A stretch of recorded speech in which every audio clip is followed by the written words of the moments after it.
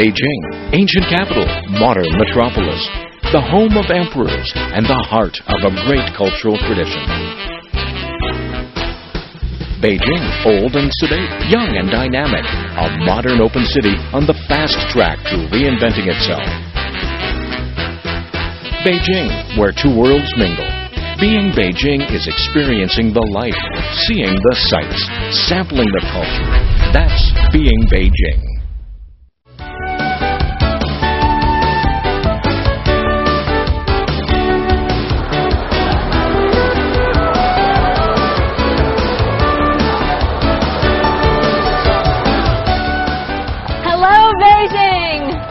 Beijing Airport has three main terminals, T1, 2, and 3. You can get to the city by bus, taxi, or subway. The fastest and most economical way of getting down to Beijing City is by bus. If you opt to take the bus, a ticket will set you back a mere 16 yuan. I'm so excited about arriving in Beijing. I'm going to do some light reading and find out what the city is about. Beijing is the capital city of China and the country's center of politics, education, and culture. It's a city that has embraced modernization enthusiastically and yet still guards its historical and cultural sites jealously. In fact, most of them are great landmarks for navigating around Beijing, from the Temple of Heaven to the Drum and Bell Tower and Tiananmen Square, right in the heart of the city. One of the first stops for any visitor to Beijing is Tiananmen Square. And where else would we start our 6-part series but at the center of this magnificent city? Welcome to Travelogue. Join us as we take you through the old, the new, and the extravagant of the city fondly known as Beijing. Welcome to Beijing! When you think of Beijing, chances are two places come to mind: the Forbidden City and Tiananmen Square. People often mistake Tiananmen Gate, where you'll see Chairman Mao's portrait, for the actual square across the street.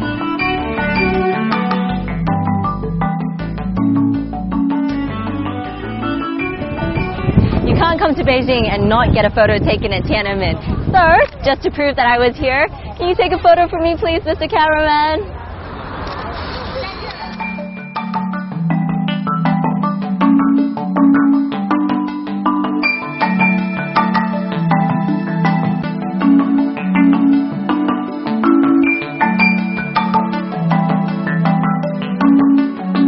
With Chang'an Avenue separating them, Tiananmen Gate and Tiananmen Square are a must-see when you're in the city. You haven't been to Beijing until you've visited the site with all its cultural symbolism.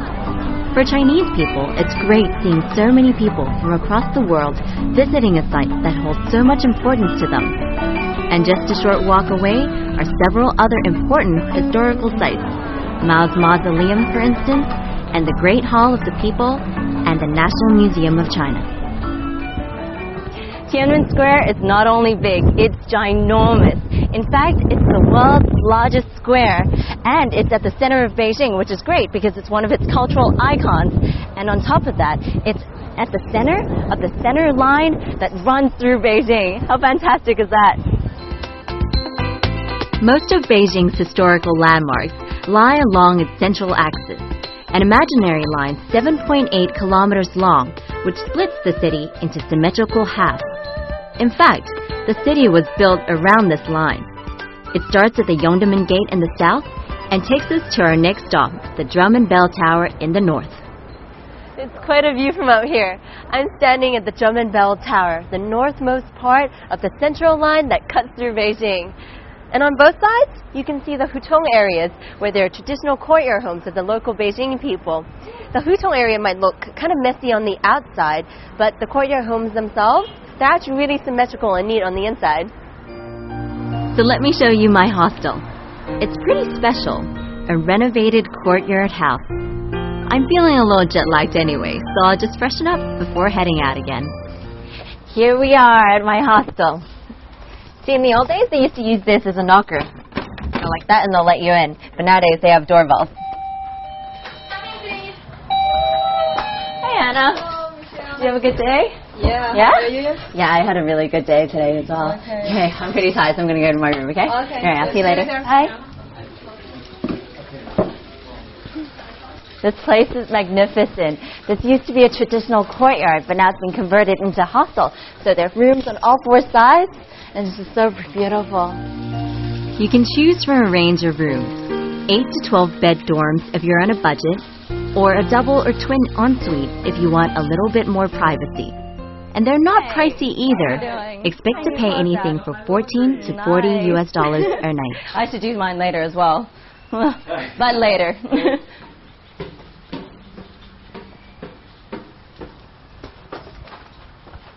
Alright, I'm going to show you my room. This is my room. Home sweet home.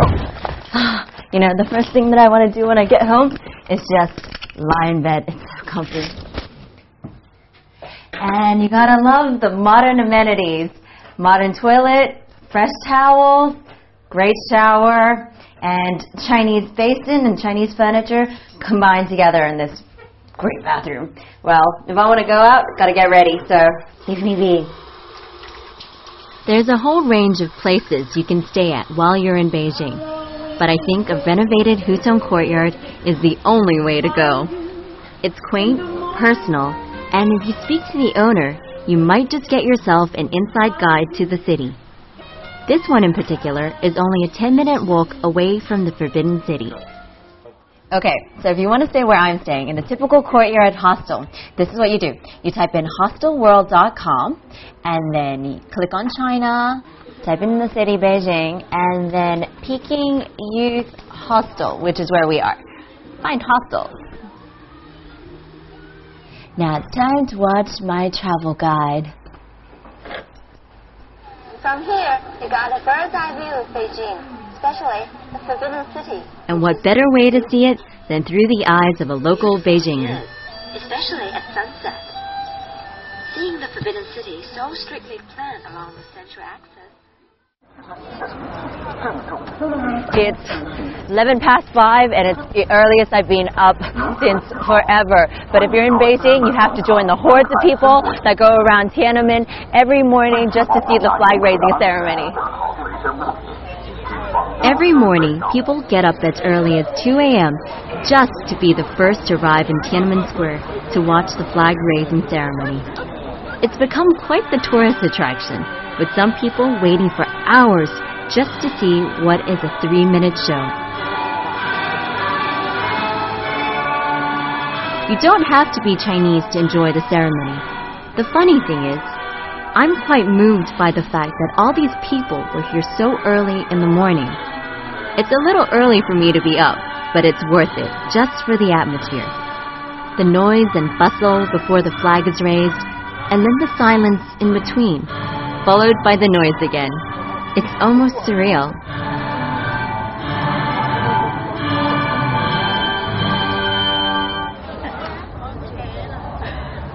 That was so symbolic. It's crazy. Look at the hordes of people with their phones and cameras out. And now that the flag is raised, everyone should be leaving soon.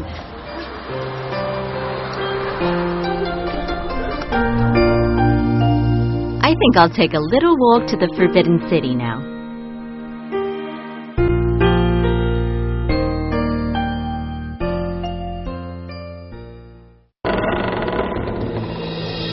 The Forbidden City is located directly to the north of the Tiananmen Gate. This was the imperial palace for almost 5 centuries. It was the home of the emperor and his household, as well as the ceremonial and political center of the Chinese government. The Forbidden City, at 72 hectares, is the world's largest palace complex. It took 14 years to build, and today it houses the Palace Museum.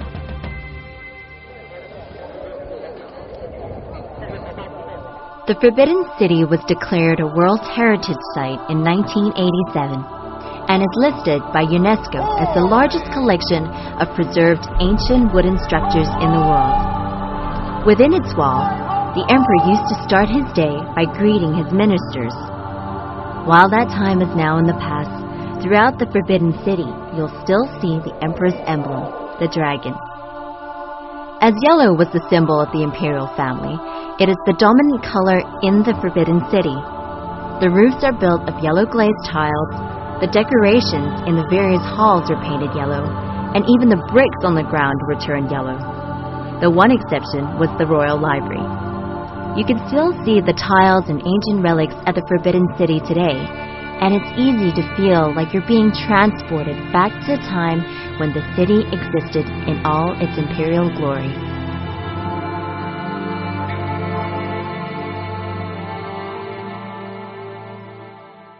Wow, it's amazing. You know, in the past, every girl dreamt of entering the palace as a concubine or a mistress, but once they were within these walls, they wouldn't be allowed to leave, or it was really hard to at least. You know, can you imagine how many lives and stories these walls contain? Amazing stuff. And I've been thinking about it a little as well. If given the choice, would you live here? And now, all that's left are the memories and the treasures and the stories. Entry into the Forbidden City will cost you 60 yuan, a small price to pay for a feel of the ancient city. Once you exit the north gate of the Forbidden City, just a short walk across the street is our next stop, Jingshan Park. Jingshan Park is one of the most famous parks in Beijing, and Jingshan Hill offers one of the best views around. I'm standing at the highest point of the central axis line. And I'll tell you this, the view is amazing. You can see the roofs of the Forbidden Palace stretched right across down south. So beautiful.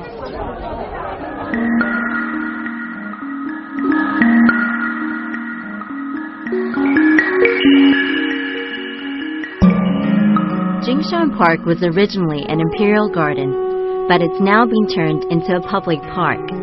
It's beautiful and serene, and it's really no wonder that so many locals come here over the weekends. And you'll find the emperor's official flower, the peony, spread across the grounds.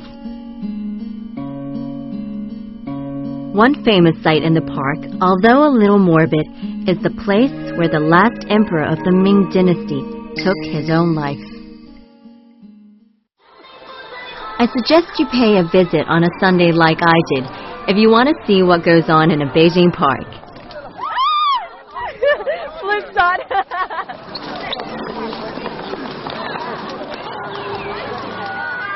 It can get a little crowded sometimes, but that just adds to the atmosphere.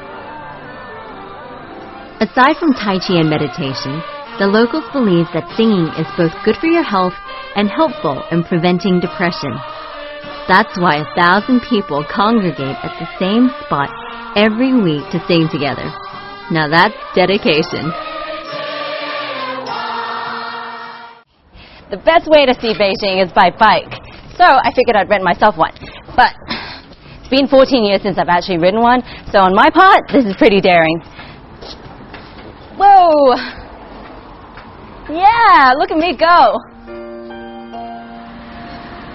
A ride around the Forbidden City should take about half an hour, but chances are you'll be spending a lot more time than that.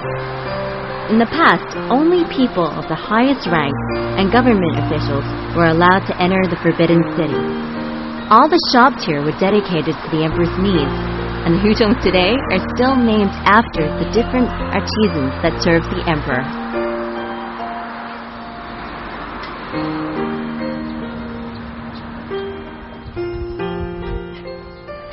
Wow, look at that. In the past, there used to be a lot of temples in the imperial city, right? But nowadays, they're used as homes for, like, the common person. And you can still see, like, right up there where the tiles are, it's got the yellow and the dragons that used to be used only for the emperor. It's so amazing that it's lasted this long.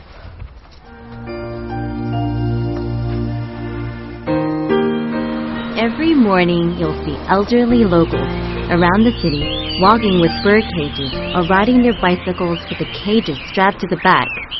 A favorite local pastime is taking pet birds to the park and listening to them sing. And now to Beihai Park, where you'll find many regular visitors. One of them is the flute player who comes here every day to draw people into the park. And he tells me he does it just because he loves to.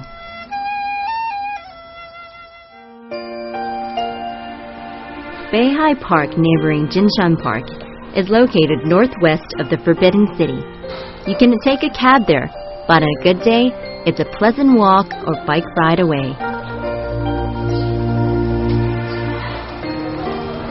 I kept seeing all these things around, and I was wondering what they were for. So I asked somebody, and they said that the emperor used to write this character, Fu, and give it to all his ministers over Spring Festival. So nowadays, you can buy these things, and you hang them up somewhere, and it'll bring you fortune. Oh, where should I hang it? Okay, right there. That'll do. There you go. Now that's fortune for me. In the past, Beihai was the winter palace, and the imperial family and their entourage would spend the colder months here. Nowadays, it's said to be one of the oldest, largest, and best-preserved ancient imperial gardens in China. One of the most important features of Beihai Park is the 9-dragon screen. In the past, the number 9 and the dragon were a symbol used only by the emperor, and 9 in Chinese is jiu, which sounds like the word for longevity. The White Pagoda in Beihai was built on the orders of the first emperor of the Qing dynasty to show his belief in Buddhism and his desire for the unification of the various ethnic groups in China. Now I've heard that just around the corner from the Forbidden City is a man who has been making opera masks for over 20 years. Ah! Okay, he's the guy I'm looking for. Whoa! Hey, how are you? Hey, 你好. 你好. 你好. It's Beijing Opera. Oh, cool. Mr. Guan is an acknowledged master of his craft. Beijing Opera. Oh, wow. He quit his job as a factory worker in 1983 to pursue his passion for painting Peking opera masks. Made of paper. Oh, okay. 这可以这画到那儿北京 Opera mask 啊哈。可以戴在脸上了。哎呀呀，对。 He tells me that he's the first person in Beijing to paint an opera mask with 2 faces. His masks are made from paper mache, clay, or plaster of Paris, and he says a small mask takes at least 2 days to make, while a life-size version about 3 days.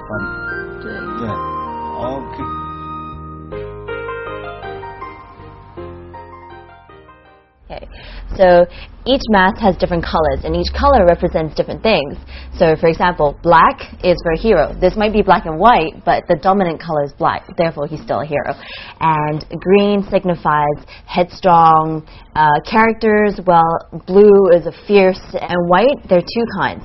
So the first white is a watery white, which it means someone who's treacherous.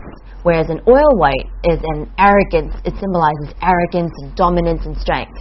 So he's a good guy. Right, let's keep going. Paint the good guy's face. I have to say, Mr. Guan's personality is just as colorful as his mask. It's been great spending time with him. 基本上全做完了。 Okay, 我也是。我就想哥俩，你看那个，是不是？ Yeah.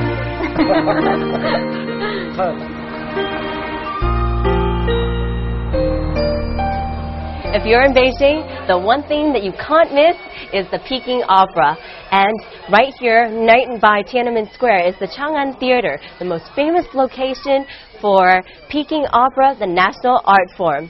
Well, getting ready for the opera here isn't quite the same as getting ready for the Western opera. I mean, you still have to get all dressed up, but there's a lot of makeup and clothing involved for different characters and personalities on stage. And now, the actors are about to get ready for tonight's performance. Peking or Beijing opera is the national opera form. Despite the name, though, its origins are in Anhui and Hubei provinces. It combines the skill of oration, singing, dancing, and combat in movements that are symbolic and suggestive, rather than realistic. The performers are judged on the beauty of their movements. Watching the Peking opera is quite an experience. You won't entirely understand what they're singing about, even if there are screens with subtitles to help. But it's the energy that radiates from the performers and their elaborate costumes that make it worth sitting through.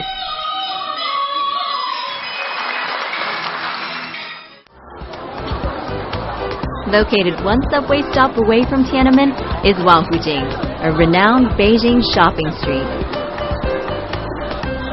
You'll find many shopping outlets and stores here, but if you're looking for some local souvenirs, do a little exploring, and off the main street, you'll find a quaint little alley full of stalls.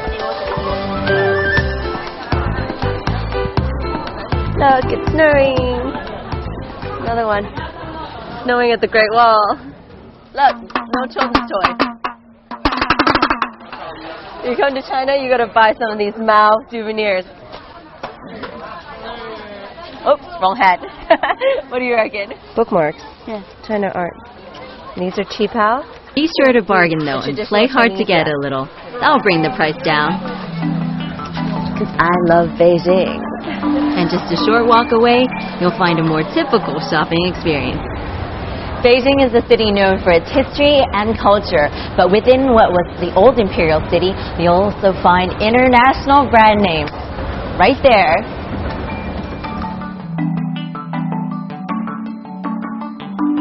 Oriental Plaza is just one of several shopping malls in the area, and a good place to find familiar brands. Nearby, you'll find the largest bookstore in Beijing, the foreign language bookstore, as well as the Artist Mansion, if you're looking for art supplies and various other knickknacks. The entire area is pretty much a shopping haven, so keep your wallet in check and watch out, just in case the heat from your plastic burns you. At night, the Wangfujing area is lit up and vendors selling food from all over China set up stalls here. From the famous Xinjiang lamb skewers to the more exotic taste of Chinese cuisine, you'll find local delicacies. The vendors are always more than happy to tell you just what you're about to eat. 发的嘛也爆都炒面原来那爆的嘛。老北京的卤煮火烧，地道香，这碗尝尝，哥们儿倍儿棒。先做一碗。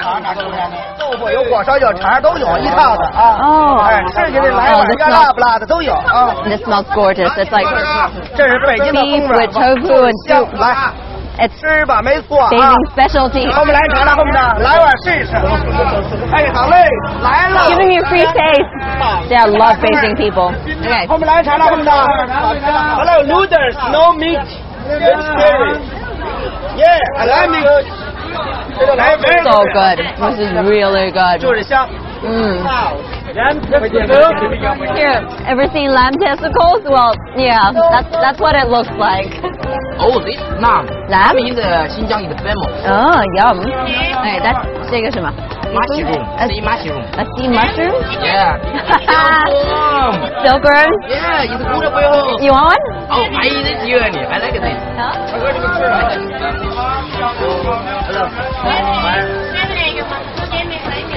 Okay. Okay. You eat it first, Okay. and then I'll eat it next. Deep fried salty silkworm. Isn't it hot? The Hot. more thing you can eat. Oh, is it hot? Yeah. Hot. Carefully. Okay, let's see.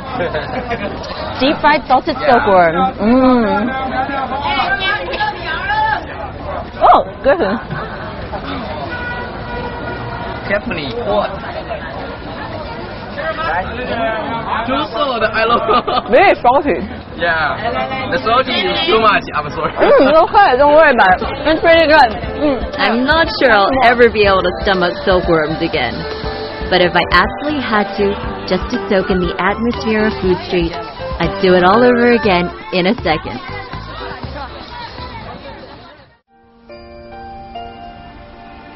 Lao Beijing, or Old Beijing, is a term used to describe the families who have lived in Beijing for more than 3 generations.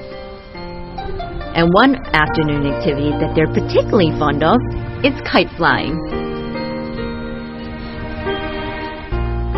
And what better way to enjoy an old city than to learn an art form from the locals? I'm getting really good at this.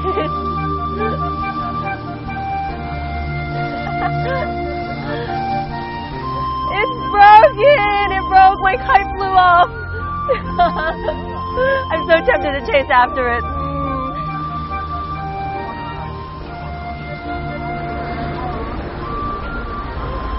Around the Forbidden City, you can get a taste of the local life in Beijing.